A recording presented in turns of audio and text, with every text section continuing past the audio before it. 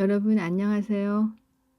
별밤 한국사를 진행하는 손정미입니다. 그동안 별밤 한국사가 고대에서부터 현대까지 한국사를 망라해서 들려드리고 있었는데요. 앞으로는 그 중에서도 한국의 영웅이라는 제목의 코너를 시작할까 합니다. 지금 우리의 위대한 한국을 있게 한 역사 속 영웅들에 대해 이야기해 드리는 것입니다. 저는 그 첫 순서로 고구려의 광개토 태왕을 모셔볼까 합니다. 며칠 전 오랜만에 찾아간 국립중앙박물관 이야기부터 시작하겠습니다. 전에는 국립중앙박물관을 자주 갔는데 최근엔 근현대를 다루는 작품을 주로 써서인지 한동안 발길이 뜸했네요. 국립중앙박물관뿐 아니라 다른 지역의 박물관을 찾아가 유물을 들여다보는 게 제 커다란 기쁨 중의 하나입니다. 이번에 국립중앙박물관에서 느낀 새로운 변화는 전반적으로 선택과 집중을 하고 있다는 점입니다. 유물 전시가 전반적으로 세련되어졌더라고요. 다만 전시되는 유물 수는 전보다 줄어든 것 같은 느낌이 들었습니다. 스토리텔링이 강화되고 디지털 디스플레이가 많아져 보는 이의 눈을 좀 더 사로잡을 것 같더군요.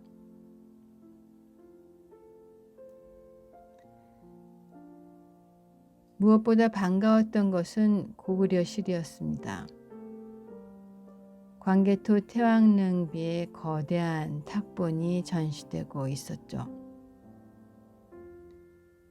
광개토 태왕릉비의 한 면의 길이가 대략 6.4m 정도인데 전체 4개의 면입니다. 그러니까 4장의 거대한 탁본이 전시장 천정에서부터 마치 장대한 폭포처럼 내려와 전시장을 압도하고 있었습니다. 저는 개인적으로 광개토 태왕릉비의 탁본을 오래전에 서해박물관 전시실에서 보고 완전히 압도된 적이 있었습니다. 탁본에서 뿜어져 나오는 강한 에너지와 조형적 아름다움에 숨이 멎을 것 같았죠. 마치 글자 한자 한자가 살아서 금세 뛰쳐나올 것 같은 기세였습니다. 한마디로 전율을 느꼈다고 할 수 있습니다. 그런 인연이 있어서인지 저는 몇 년 뒤 광개토 태왕에 대한 역사 소설을 썼습니다. 지금 이 유튜브를 듣고 계신 분은 속으로 광개토 대왕인데 왜 자꾸 광개토 태왕이라고 하지? 이렇게 갸우뚱하실 겁니다. 우리는 역사상 가장 넓은 영토를 넓힌 위대한 왕이란 의미에서 광개토 대왕이라고 부르고 있지요. 하지만 대왕과 태왕은 다릅니다. 태왕은 중국의 황제나 천자처럼 여러 나라를 거느리는 제국의 중심입니다. 고구려는 광개토 태왕 당시에 신라와 백제를 신하의 나라로 두고 있었습니다. 변방에 있었던 숙신으로부터도 정기적으로 조공을 받았죠. 일본에도 고구려의 속국을 세워 머리를 조아리게 했습니다. 광개토 태왕은 또 당시 중국의 강국이었던 후영과 전쟁을 벌여 크게 이겼고 영토를 넓혀 나갔습니다. 저는 작가로서 광개토 태왕 군대의 말 발굽 소리를 떠올리며 중국 대흥안녕 산맥까지 답사를 하고 왔습니다. 제가 보기에 광개토 태왕은 지금 우리가 생각하는 영토보다 훨씬 더 많은 지역을 거점 통치 형식으로 다스렸을 것입니다. 광개토 태왕은 40살을 넘기지 못하고 세상을 떠났는데요. 그래서 저는 한국의 알렉산더라고 부르고 싶습니다. 저는 이분을 하루빨리 광개토 태왕이라고 불러야 한다고 주장을 합니다. 괜한 국수주의나 소위 말하는 국보옹이 아니고요. 지금 길림성에 서 있는 광개토 태왕릉 비문에도 분명히 이렇게 새겨져 있습니다. 국강상 광개토경 평안호태왕. 중국에선 이를 가리켜서 호태왕비라고 부르고 있습니다. 비문에 새겨진 대로 부르는 거죠. 광개토 태왕에 관련된 사료에서 가장 확실하게 믿을 수 있는 사료가 바로 이 광개토 태왕릉 비문입니다. 이 비가 서 있는 중국 길림성 동네 이름도 태왕촌입니다. 고구려를 자기네 역사로 구겨서라도 편입시키려는 중국도 광개토 태왕이라고 부르고 있는데 정작 우리나라는 스스로 왜소화시키고 있는 형국입니다. 광개토 태왕이 서거한 이후 제작돼 신라에 보내진 그릇이 호우라고 있었습니다. 이 그릇 호우에도 분명히 광개토 태왕이라고 새겨져 있습니다.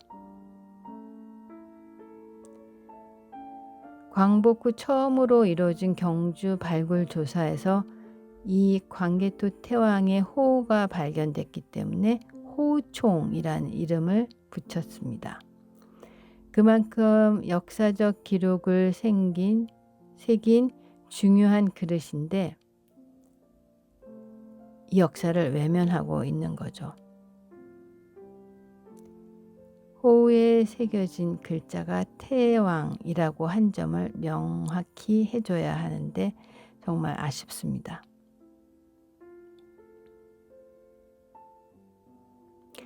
제가 광개토 태왕을 쓰게 된 동기는 광개토 태왕은 어떻게 해서 그토록 넓은 영토를 확장할 수 있었을까 하는 의문에서였습니다. 제가 많은 자료를 보고 현지를 답사한 결과 고구려의 탁월한 철기 제조법에 그 이유가 있었다고 결론 내렸습니다. 물론 광개토 태왕의 천재적 리더십과 군사 전략도 컸지만요. 광개토 태왕은 덕에 대해 이야기하는 것도 좋아해서 담덕이란 이름이 붙었고요. 백성들을 평안하고 행복하게 다스렸다고 해서 영락이란 연호를 얻었습니다.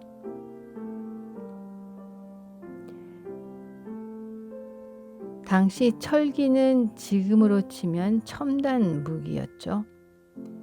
칼과 화살촉, 방패, 창 같은 각종 병기는 물론 고구려 벽화에서도 보셨겠지만 철 갑옷, 철 투구를 쓰고 말에까지 마갑을 입혔습니다. 말은 갑옷 차림으로 완전 군장한 사람을 태우고 말 자신도 갑옷을 걸치게 되면 그 무게가 어마어마해지죠. 가벼우면서도 강한 철기를 제작해내지 못한다면 말은 이를 감당해내지 못합니다. 갑옷과 투구를 두른 장수나 병사도 마찬가지고요. 고구려가 가벼운 철, 금속을 만드는데 탁월함을 보인 것은 이후 고려 청자에서도 그 진가를 드러냅니다. 기능적이고 좋은 금속을 뽑아내기 위해선 고온까지 온도를 높여야 하죠. 이를 위해선 고온을 견디는 튼튼한 가마를 만들어야 하는데 이것이 당시로선 굉장히 어려운 일이었습니다. 고온을 견디는 가마를 만드는 일은 1급 기밀에 속했죠. 가마를 만들고 흙을 구워내고 도자기를 만드는 일이 너무나 어려워 일본이 임진왜란을 일으켜 도공들을 대거 납치해 가지 않았습니까? 그때까지도 일본은 제대로 된 도자기를 만들 수 없었던 거죠.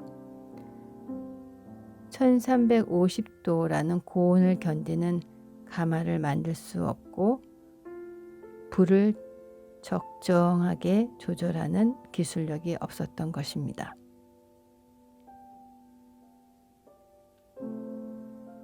지금으로 치면 반도체 제조 공정같이 기술 격차가 컸던 것이죠.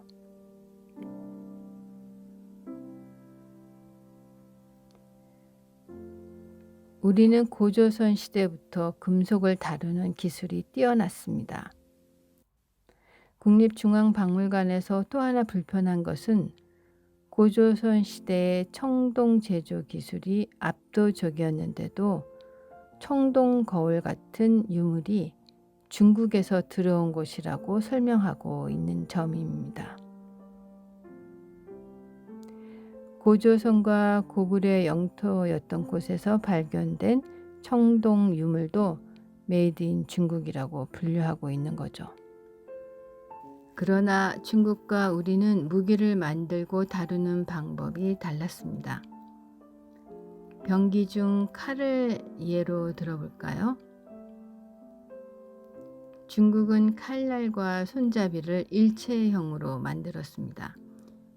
이에 비해 우리는 칼날과 손잡이를 따로 만들어 끼워 쓸 수 있겠죠. 칼날이 부러지면 갈아 끼울 수 있게 한 것입니다. 칼날과 손잡이가 각각 따로 있어야 타격을 받을 때 손이 견디는 통증도 훨씬 감소시킬 수 있습니다. 여러분, 칼날과 손잡이를 하나의 주형으로 떠서 만드는 것과 칼날과 손잡이를 별개로 만들어 단단하게 붙여 휘두를 수 있게 하는 것 중 어느 것이 더 어렵겠습니까? 이것만 봐도 우리의 기술이 최소한 중국보다 뒤떨어지지 않다는 것을 알 수 있습니다.